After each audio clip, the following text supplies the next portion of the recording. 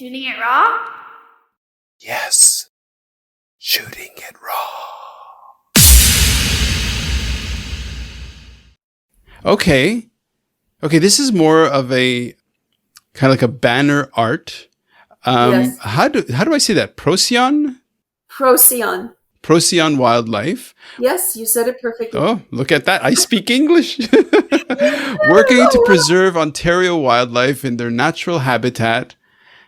Voted 2021 Wildlife Rehab Center of the Year. Okay. Make a difference. Get involved. Help us in your hands. It's all in our hands. Okay. And on it is a photo of a red-tailed fox, somebody holding, I think it's a bat or a frog.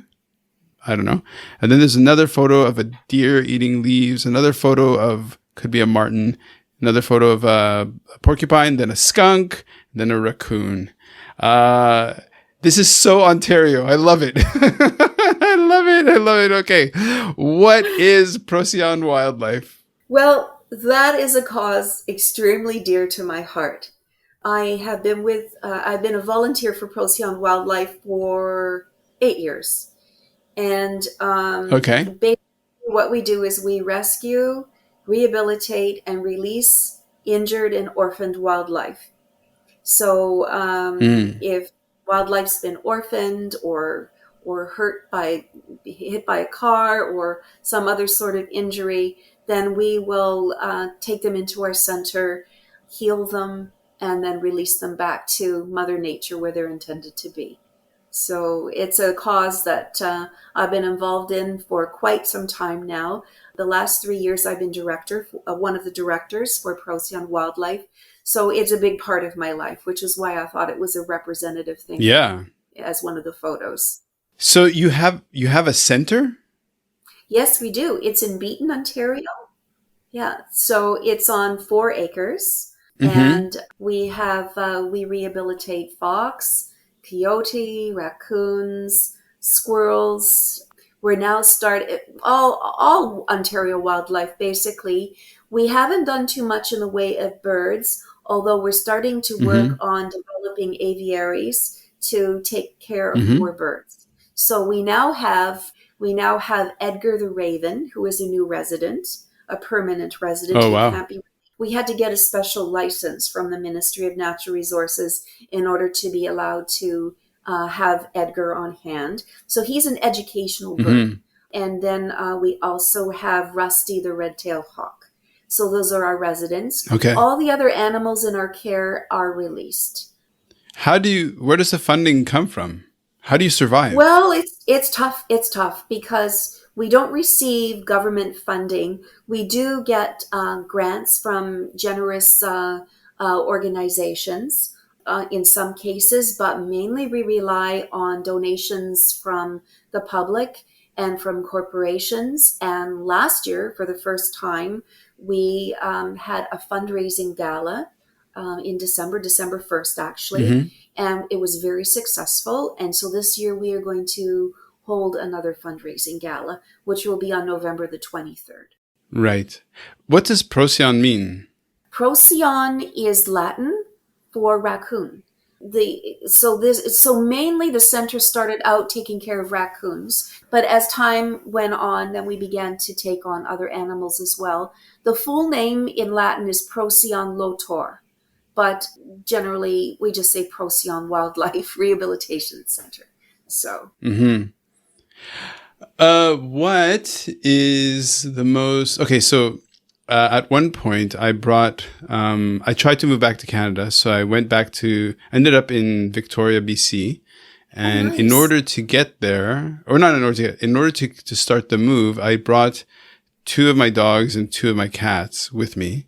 That was a difficult time, actually, to move 4 animals and to live in Victoria. And then because I had to go to the vet, I went and I spoke to the vet there and I said, what is the most unexpected, crazy, exotic wildlife that you've seen?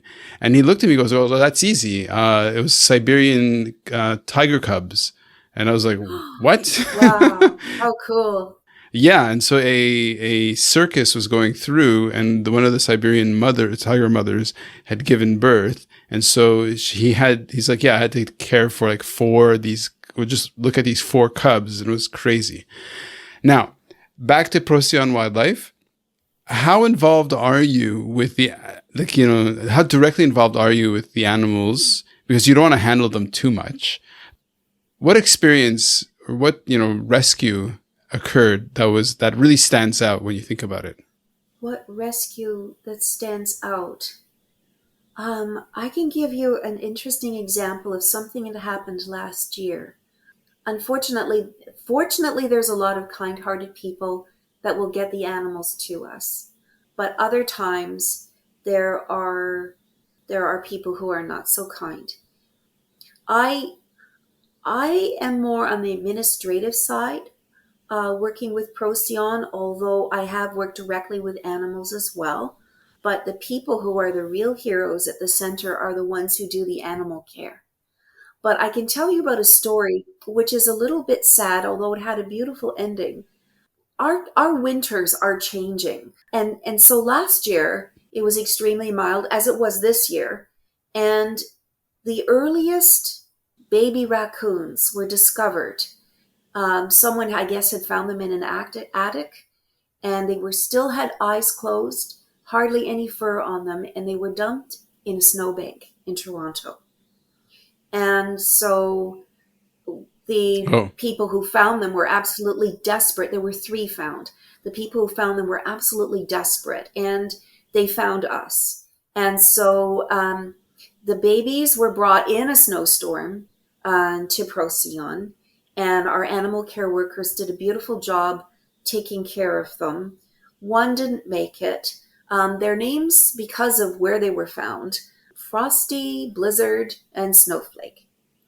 And so one didn't make it, but the other two ended up growing into beautiful, fat, healthy raccoons that ended up being released. So that's an example. Another one, if you go to our website, you can find one about a beautiful fox named Talitha. And Talitha was found one cold April morning just shivering on someone's front lawn. A little baby fox, again, eyes closed, just shivering. And she was brought to the center and cared for and eventually released as well. So some of the animals that come to us as, orphaned, abandoned for some reason, not deliberately by their moms. One of the biggest problems is that people will have a raccoon in the attic and they get rid of the adult, not realizing there's babies left behind. And so then it's quite tragic if yeah. someone like Procyon isn't found to take over the role of mama. So yeah, Mm-hmm. our main director Deborah Spillar, I think one of the most interesting rescues she had, that I can think of, although she's had many, is one time the OPP called and said there's an injured deer on the side of the road. She ended up getting that deer. They helped get that deer into her pickup truck and into the back. She's got I guess, an extended cab. And she drove that deer wrapped up tightly in a blanket to the center. So our people are so dedicated. They would Oh, do wow. anything to save an animal. Mm-hmm. I can just imagine the deer who's like, what is happening to me? It's just like, obviously traumatized. Yeah, we were scared he would wake up. And he did wake up a little bit, and I think it Wow. was a bit of a job getting him out because he came to a little bit more, but it turned out okay for it. Sure. And so does Procyon serve all of Ontario? No, just the Toronto area. Like what's the scope? What's the geographical footprint? We cover north of Toronto. We do take Toronto animals sometimes. Like in the case of the ones in January, that was a special situation, but there's another center called Toronto Wildlife Center. So they handle most of Toronto, but we handle a huge geographic area. We go as far as Markham, Thornhill, to the north, Midland, Midhurst, Owen Sound, to the west, Kitchener, Waterloo area, and just the most northern part of Mississauga, little bit of northern of Toronto, but not too much. Like, so it's a huge area that we cover. Yeah, it is huge. Yeah. Mm-hmm. Huh. So so who was born first? The singer, the writer? So far we know it's the writer, or is it the animal conservationist? Like, well, that's were you the kid who showed up with a kitten in her hands? Like, what? well, not kittens, but I was that kid. So the first one was a chicken. My sister and I were walking in the conservation area, and there was this chicken walking around, very bewildered, a little white chicken, and it was missing an eye, and it was walking in circles. So geez. I carried that home. That was a pet chicken. Then a pet raccoon. I shouldn't say pet raccoon, because even all those years ago, I was 16 years old. I knew this raccoon had to go back to the wild, but we did everything we could to rehabilitate her. There weren't any wildlife centers in those days. That's a relatively new thing in the span of my lifetime, but we did successfully release her back to the wild. So that was a very successful release. My saddest situation where I could not rescue, my parents put the brakes on that one, was 2 baby skunks that we found in the conservation area. Their mother had died. She was in a ditch. And my mom and dad said no to the baby skunks. And didn't matter if my sister asked. Didn't matter if I asked. Didn't matter who we asked. The answer was no. So we weren't able to do anything for those 2 little creatures. So I would say that probably my whole life, that's been a thread that has been throughout my whole life, respecting and loving wildlife. And so I came really full circle when I found Procyon. So, so let's say somebody shows up at Procyon with an injured skunk. For listeners who don't know what a skunk is, right? Like, I mean, where I lived in Montreal and where a little bit in Toronto, for me, the smell of skunk is so signature. It's so unique. And it's so, like, of course, funky and strong and all this stuff. And I've never been sprayed, but I've had dogs that were sprayed. I had my dog was sprayed. And it is so intense, right? So do people actually bring sort of injured skunk to Procyon to rehabilitate? And is, like, how does staff manage dealing with a injured skunk who could turn around at any moment and defensively spray? Well, they do. We do.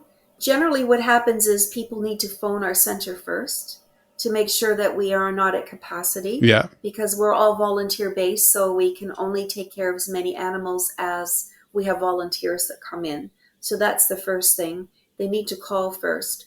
But absolutely, we take care of skunks. In fact, if you ask our volunteers, they are probably one of the sweetest, most gentle creatures to care for. They're very docile. They really are. Yeah, they're very sweet. And the other ones that are extremely sweet are porcupines as well. And I think it's because they have these built-in defensive mechanisms that they don't have to be as aggressive as maybe another animal that doesn't have the quills or doesn't have the the ability to clear a room in a hurry. They do get skunked sometimes, the volunteers. Occasionally it does happen. Like, you'll walk into the center sometimes and it's like, oh, okay. But you get used to the smell quite quickly, actually, and then you don't notice it. Yep. So just so that you know, little story, China, Asia, there's the Asian skunk, or no, not skunk, sorry, porcupine. And the Asian porcupine, I believe, is smaller than the Canadian one. And out here, they smell like ginger because they eat ginger roots. Oh. So when you see a porcupine, it's amazing because you smell it, you smell the air, and it's like, and they're so fun. They're so Kind of like, they're like ordinary old men who just walk around kind of grumpily going, bah, bah, bah, bah, bah. And they smell like ginger. It's amazing. That is so interesting. Wow. That Bet you is didn't really expect that cool. to come out of this conversation. No, I didn't. And I think this is fascinating. I love that. I'm going to go do some more research after we chat. Yeah. That is really interesting. Okay, well, I guess we should move on to the next photo. Where are you Yeah, taking us, sure. Angela? This is great. I don't know. We'll see. Where it's number 4.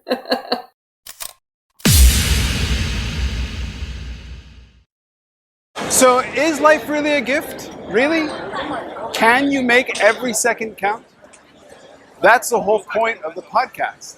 So, if you like what you've seen and you're inspired, because that really is my mission, then please give it a like, subscribe, and share. Shooting it raw? Yes, shooting it raw.